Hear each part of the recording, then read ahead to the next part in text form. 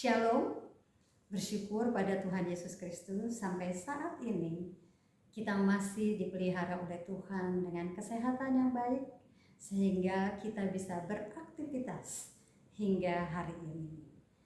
Bapak, Ibu, saudara-saudari yang kekasih di dalam Tuhan Yesus Kristus, pembacaan kita dalam kitab Roma pasal 8 ayat 9 sampai 11. Di sini saya memberi judul temanya Hidup dalam Roh. Kedatangan Paulus ke Roma adalah untuk melaporkan perkaranya kepada Kaisar Romawi. Nah, Paulus mendapat tantangan keras dari orang-orang Yahudi pada waktu itu dan juga dari pemerintah Romawi yang menentang pemberitaan tentang Tuhan Yesus Kristus. Jemaat Kristen di Roma bukan didirikan oleh Paulus. Jemaat di Roma sudah ada karena pemberitaan Injil yang dilakukan oleh para perantau, oleh pesiarah Israel Kristen yang datang dari Israel, juga orang-orang yang berdatangan dan berdagang, orang-orang yang melarikan diri dari pembantaian orang-orang Kristen Timur Tengah. Kondisi jemaat Kristen pendatang di Roma banyak yang ditindas. Mereka dibenci oleh warga masyarakat lokal karena mereka dihasut oleh orang Israel Yahudi yang merantau di sana. Orang-orang Kristen banyak yang diburu, banyak yang disiksa, mereka mengalami banyak penderitaan. Mereka bersekutu sembunyi-sembunyi di dalam gua-gua perbukitan yang mengelilingi kota Roma. Banyak yang takut dan akhirnya mereka murtad. Mereka meninggalkan keyakinan iman kepada Tuhan Yesus Kristus. Nah, di dalam tahanan di Roma ini Paulus menulis surat untuk menguatkan iman mereka. Di dalam Kisah Rasul pasal 28 ayat 16, selama 2 tahun Paulus dalam tahanan rumah yang dikawal oleh prajurit Romawi. Ia memberi kesaksian kepada banyak orang tentang kerajaan Allah berdasarkan hukum Musa dan berdasarkan kitab para nabi. Dan Paulus meyakinkan mereka tentang Yesus adalah Mesias yang sudah bangkit dan yang mengutus dirinya untuk bersaksi tentang Dia. Banyak orang yang percaya oleh perkataannya, tetapi ada juga yang tidak percaya. Kenapa ini? Di dalam Kisah Rasul 28 ayat 26 sampai 28 Paulus berkata, tepatlah firman yang disampaikan Roh Kudus kepada nenek moyang kita dengan perantaraan Nabi Yesaya yang mengatakan, pergilah kepada bangsa ini, katakanlah kamu akan mendengar dan mendengar, namun tidak mengerti. Kamu akan melihat dan melihat, namun tidak menanggapi.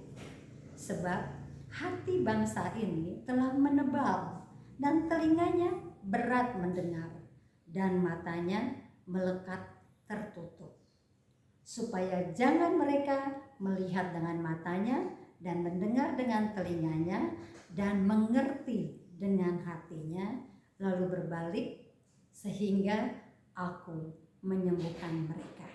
Begitu kata Tuhan Allah kepada Nabi Yesaya. Sebab itu kamu harus tahu bahwa keselamatan yang daripada Allah ini disampaikan kepada bangsa-bangsa lain dan mereka akan mendengarnya.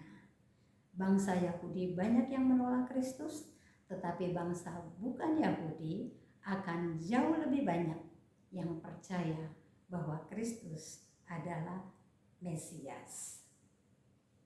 Bapak, Ibu, saudara-saudari kekasih Kristus, hidup ini adalah pilihan.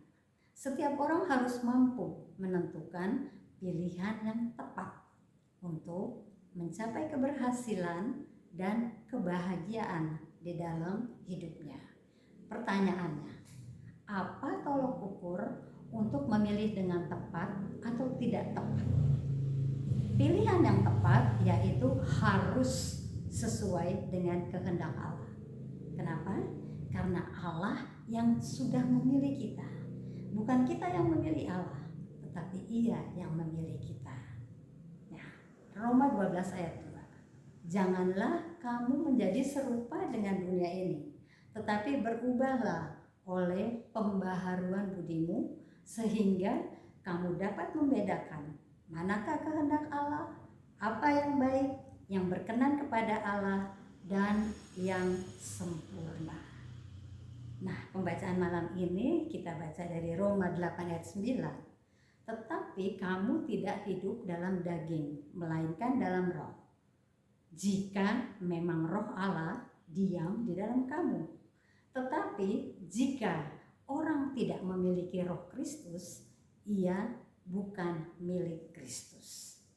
Seringkali ya, yang menjadi masalah dan problem terbesar di dalam hidup kita yaitu bagaimana kita bisa mengendalikan dan memerangi akan hawa nafsu diri kita sendiri. Nah, hal utama yang kita harus bisa melawan musuh dari dalam diri kita dulu. Rasul Paulus membagi dua golongan orang.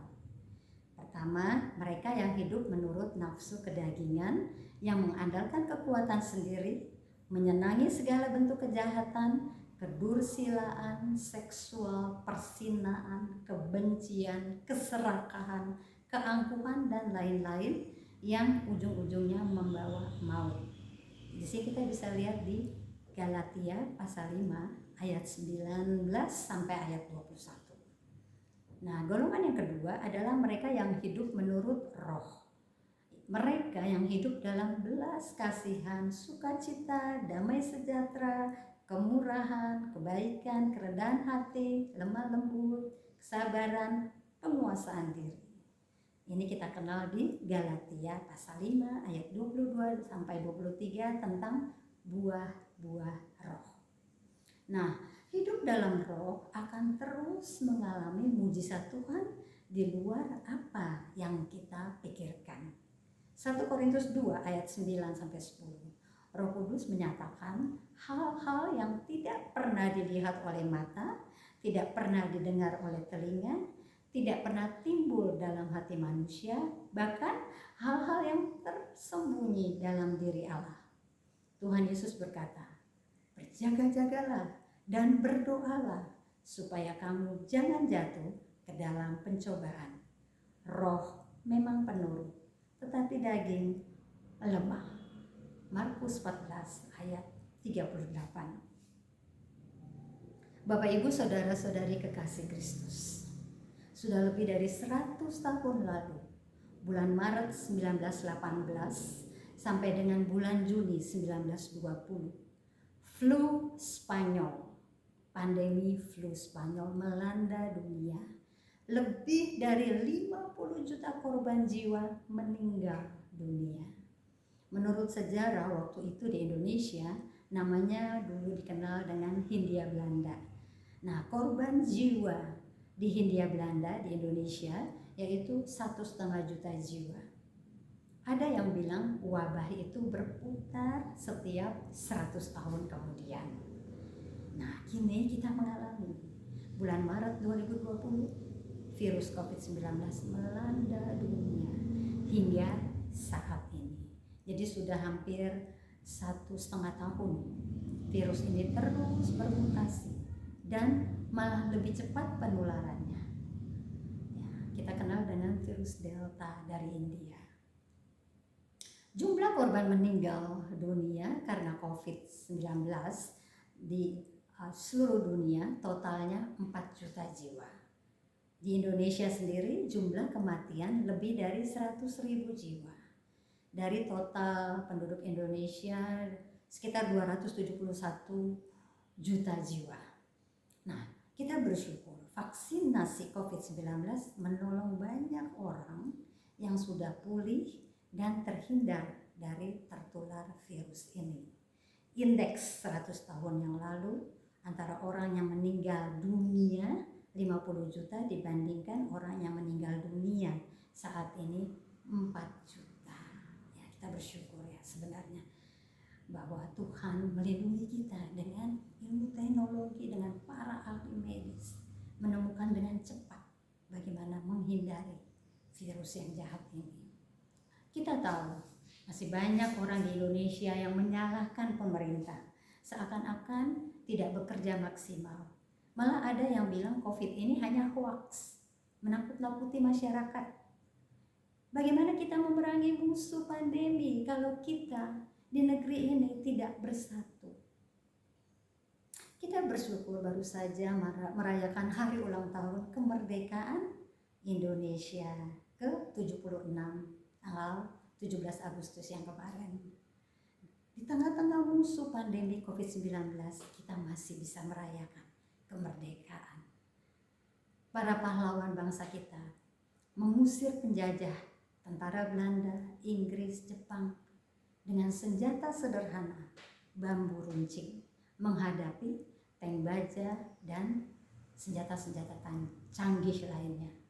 Para pejuang dari berbagai suku bangsa, berbagai agama di Indonesia berhasil merebut kemerdekaan karena mereka mau bersatu hati melawan musuh dari luar. Sekarang musuh kita adalah virus COVID-19. Gereja bersama umat beragama, masyarakat, para tim medis, pemerintah, kita semua bersatu padu. Bersama-sama kita bersatu hati memerangi musuh kita agar tercapai kemerdekaan bebas dari virus COVID-19. Bapak, Ibu, Saudara-saudari kekasih Kristus, banyak orang bertanya-tanya, mengapa Tuhan izinkan wabah ini terjadi? Mengapa jutaan jiwa gugur terus-menerus setiap hari? Mengapa seolah-olah Tuhan membiarkan bencana ini terjadi? Mengapa Tuhan tidak mendengar orang-orang yang menjerit minta tolong? Seakan-akan Tuhan membiarkan mereka menderita, berduka, putus asa. Mengapa?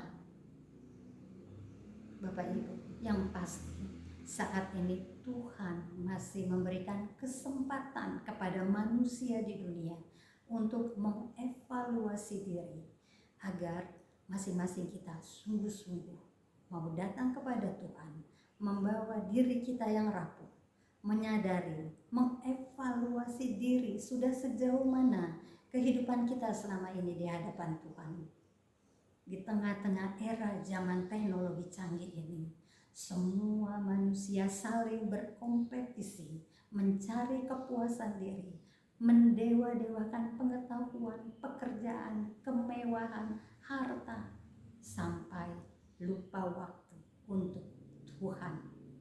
Apakah ibadah-ibadah kita sampai saat ini sungguh-sungguh berkenan bagi Tuhan? Bagaimana relasi kita dengan anggota keluarga, orang tua terhadap anak, mertua terhadap menantu, kakak terhadap adik, dan sebaliknya? Apakah hati kita sudah bersih atau masih hidup bertopeng kebaikan? Terus hidup di dalam dosa.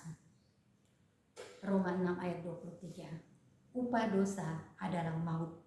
Seberapapun harta yang kita miliki, kehormatan, pangkat, kedudukan, kekuatan, tidak dapat mengalahkan kematian. Tidak ada seorang pun yang kebal terhadap kematian.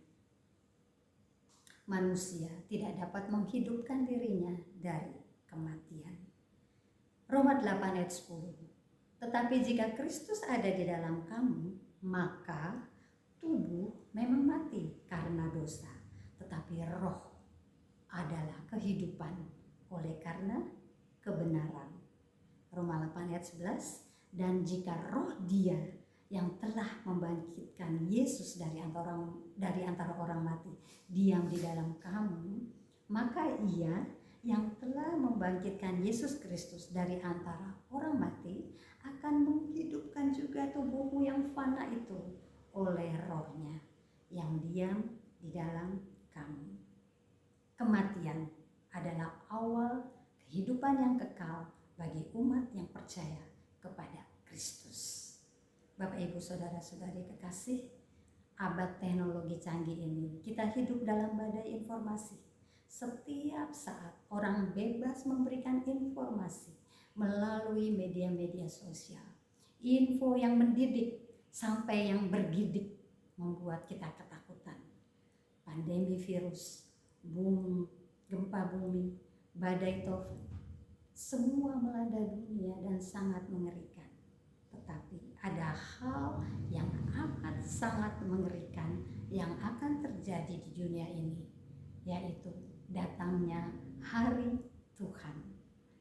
Tuhan akan datang dengan murkanya. Tidak akan ada seorang pun yang bisa menahannya. Tidak ada lagi kesempatan untuk evaluasi diri. Tidak ada lagi kesempatan untuk memperbaiki diri.